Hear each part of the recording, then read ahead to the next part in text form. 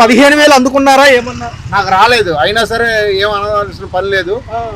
అది అక్కడ జరిగింది ఏంటంటే మిస్టేక్, నా ఆధార్ కార్డు నా ఇంటి ఎదురుకుంటా ఉన్న వాళ్ళకి యాడ్ చేసి ఏంటి ఎవరో రాకుండా చేశారు. కుట్ర ఇది.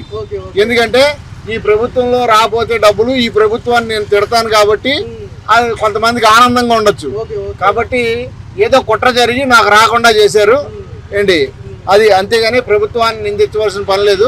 అది ఎలా ఉంది అంటే కొంచెం ఉచితాల వల్ల కొంచెం డేలా పడ్డ మాట వాస్తవమే అంటున్నారు కదా.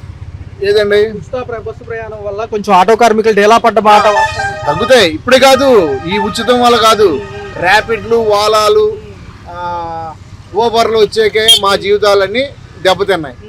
ఆ తర్వాత ఇది కొద్దిగా ఇది కానీ మరి దీనివల్ల కాదు. ఎందుకంటే దీనివల్ల ఏమవుతుందంటే ప్రజలు ఇంట్లోంచి బయటికి కదిలి మార్కెట్ కొన్ని వ్యాపారాలు జరుగుతాయి.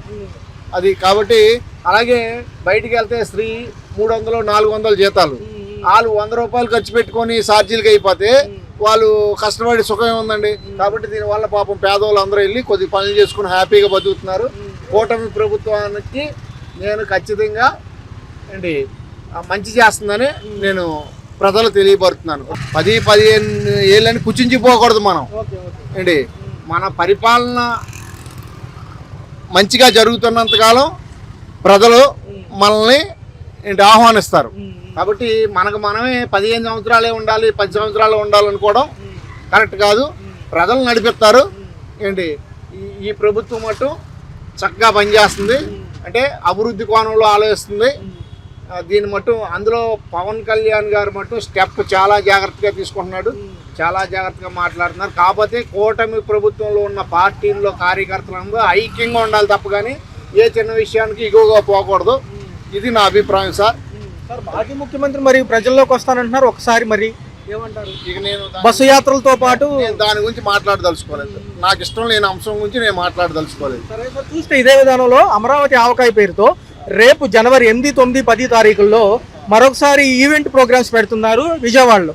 భవానీపురం మరియు పున్నమి ఘాట్లో గతంలో దసరా నుంచి దీపావళి వరకు పెట్టారు కదా ఎగ్జిబిషన్లు, ఇలాంటివి ఆ ప్రోగ్రామ్స్ పెడతారు. బాగుంటుంది ఎంటర్టైన్మెంట్ అంటే ఒక విషయాన్ని ప్రజల్లో తీసుకెళ్ళడం గురించి కొన్ని ఈవెంట్లు నడుపుతారు, ప్రభుత్వం నడుపుతారు. దాంట్లో పెద్దగా నాకైతే అమరావతి అంశం మంచిదే కానీ తగిన విషయాలు నాకు అవగాహన లేదు. కాబట్టి కదా మన పూర్వకళలు, దాంతోపాటు నృత్యాలు, సినిమాలు ఇవన్నీ కూడా ఒక ఎంటర్టైన్మెంట్ ప్రోగ్రామ్. మన సంస్కృతిని, నాగరికతని నాశనం చేశారండి. నేను ఆ తరానికి ఈ తరానికి మధ్య నలుగుతున్నాను సార్ ఏంటి. మాది రాజమండ్రి ఏంటి, అద్భుతమైన కళలు ఉండేవి మా చిన్నప్పుడు ఏంటి. ఇప్పుడు అంతా కనుమరుగు అయిపోయింది. రేపు 3 రోజులు ప్రదర్శిస్తానంటున్నారు, మంచిదే కదా. కళాకారులకి కొద్దిగా ప్రోత్సహించినట్టు ఉంటుంది, ప్రజలకు కూడా తెలుస్తాయి. చాలా మంది పిల్లలకు తెలియదు ఇవాళ పరిస్థితిలో. ఒక మాటలో రేపు స్థానిక సంస్థల ఎన్నికలు ఉన్నాయి, మున్సిపాలిటీలతో పాటు గ్రామాల్లో పంచాయతీ ఎన్నికలు ఉన్నాయి జనవరి అనంతరం. ఎలా ఉంటుంది? ఒక పక్క సంక్షేమ పథకాలు అమలు ఉంది కదా. ఖచ్చితంగా పంచాయతీ ఎలక్షన్లో కూటమి ప్రభుత్వమే కొట్టుకొచ్చేస్తుందండి. ఎందుకంటే అతను చాలా జాగ్రత్తగా స్టెప్ తీసుకున్నాడు ఆ గ్రామాల అభివృద్ధికి, వాటిలో విషయాల్లో ఏంటి. మొదట్లో కొద్దిగా పవన్ కళ్యాణ్ గారు ఎట్లా చేస్తారనుకున్నాం కానీ చాలా అద్భుతంగా ఆయన సీనియర్లు మించిపోయి నడిపిస్తున్నాడు.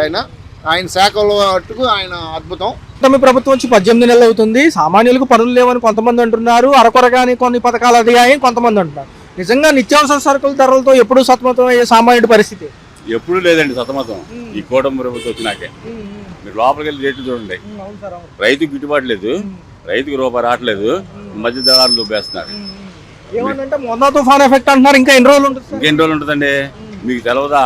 మీరు మీడియా, మీకు అన్ని తెలుసు. లోపలికి వెళ్తే కొనలేకపోతున్నాం. 100 రూపాయలు తెచ్చుకుంటే ఒక పూట కూర వస్తుంది, వాటర్లో 40 రూపాయలు పెట్టుకుంటే కూర వస్తుంది. వాటర్లో తినకూడదు కాబట్టి కూర తీసుకెళ్తున్నాం.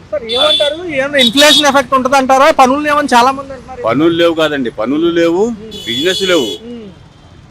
బ్రాంతి షాపులకున్న బిజినెస్ ఎవరికి లేదు.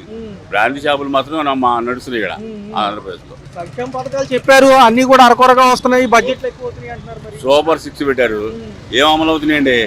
కాపు నేస్తుంది లెక్కి చేశారు. ఇంకా అలా ఎన్నో పథకాలు. ఆడు పవన్ కళ్యాణ్ ఏదో మాట్లాడతాడు, ఏం చేశాడండి? సుగాలి ప్రీతి కేసులో ఏం చేశాడు? పట్టించుకోలేదు. ఏమండి బూతులు మాట్లాడుతున్నాడు. డిప్యూటీ సీఎం అయి ఉండి ప్రతిపక్షాన్ని బూతులు తిడతారనే గీత దాటితే కాళ్ళు చేతులు ఎరగొడతానంటున్నాడు. గీతలు తీస్తారంట.